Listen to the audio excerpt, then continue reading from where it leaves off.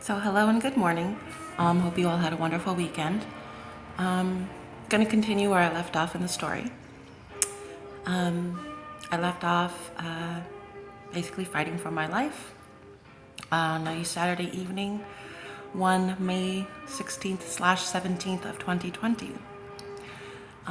We woke up the next day, me and my children, probably around 10:30, 11 o'clock.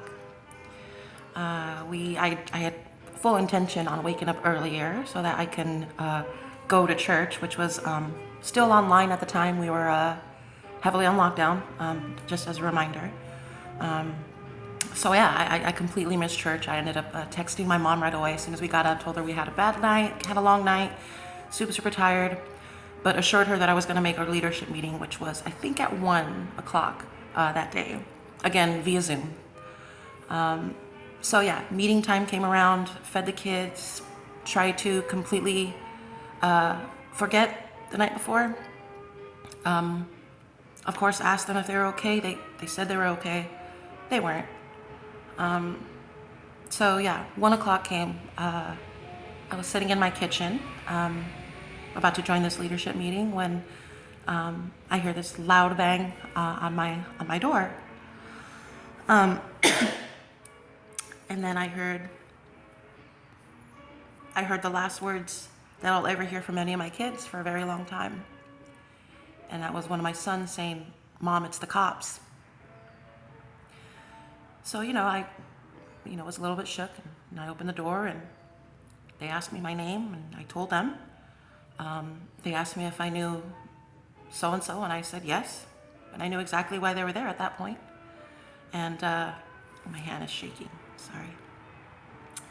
And they asked me a few more questions. I told them exactly what happened. I told them I was asleep. Me and my daughter were asleep, and that I woke up to him on top of me, and I did what I had to do to get him out of my house. And in that moment, I obviously thought I was fully in the right to defend my home, to defend my children from an unexpected scenario. They, of course, apprehended me almost immediately. There was a huge officer that came into my home. I kind of appreciate the fact that he distracted my sons and my children and took them to the back room while they handcuffed me. Threw me in the back of a cop car, and I realized when I was walking out there was 5 or 6 cop cars in a row waiting for me. I really wasn't sure why. I didn't understand what was going on. Got in the car immediately.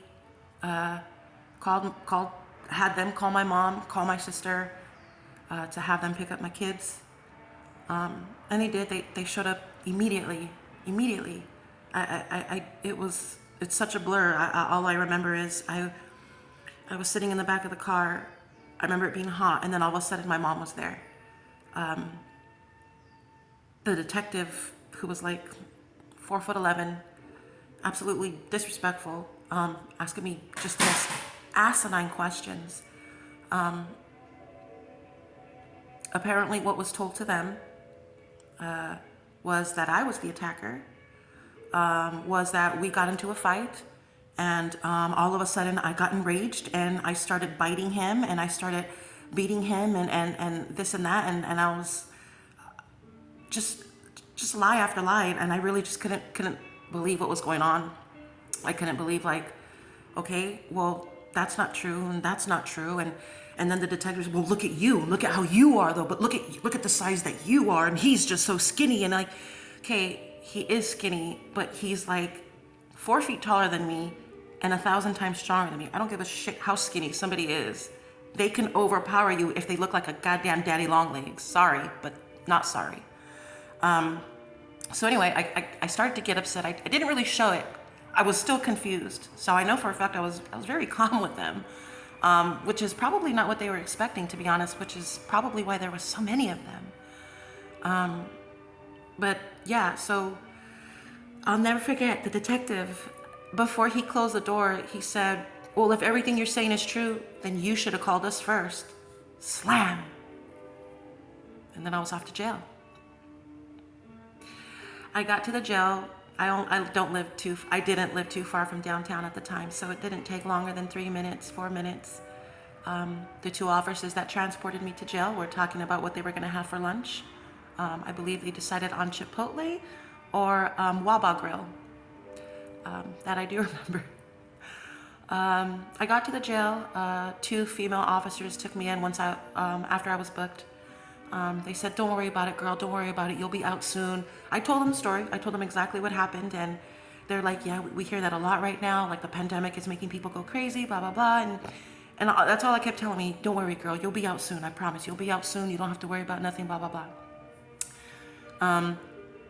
And I thought they were right, to be honest, because in actual cases of past domestic violence between me and a past partner, I did call the cops on him, and he was back at the house within 48 hours.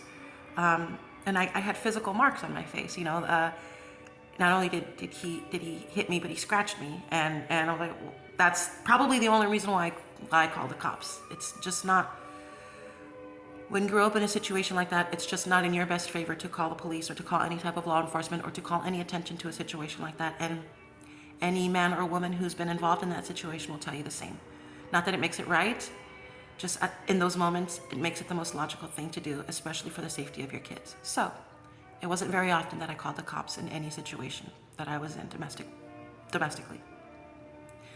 But there was marks left on my face in that moment. I had no choice. I had no choice. So anyway, yeah, I got to jail. As soon as I was done dealing with everything, I got in my cell, and I was the only one up there at the time. I lay down, and I could barely see the TV in my cell, which kind of helped because I would have lost it. I don't really remember what was on, but it was like an old 70s movie, and I was just trying to drown out what was going on, and I was having panic attacks. So the girls, the female officers, gave me a prescription of Ativan, which I was on at the time, and that did help a lot. So I slept. When it was finally time for me to be arraigned, I was only then able to grasp the severity of the situation. The judge was absolutely ready to throw the book at me. He had charged me at the time with attempted murder and was proceeding to try to charge me with 9 years upstate. How he was able to pull this off, I don't think he was, because the charges were immediately dropped down to felony domestic violence. So thankfully that didn't last very long, but the few months that I was facing 9 years, man, I was destroying myself in jail. I was physically hitting cement walls with my head, with my fists. I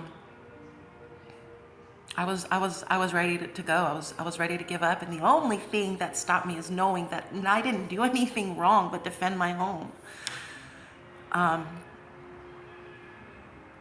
Man, that I don't even know how I was able to get through that, because it only got worse from there when they transferred me to jail in Linwood.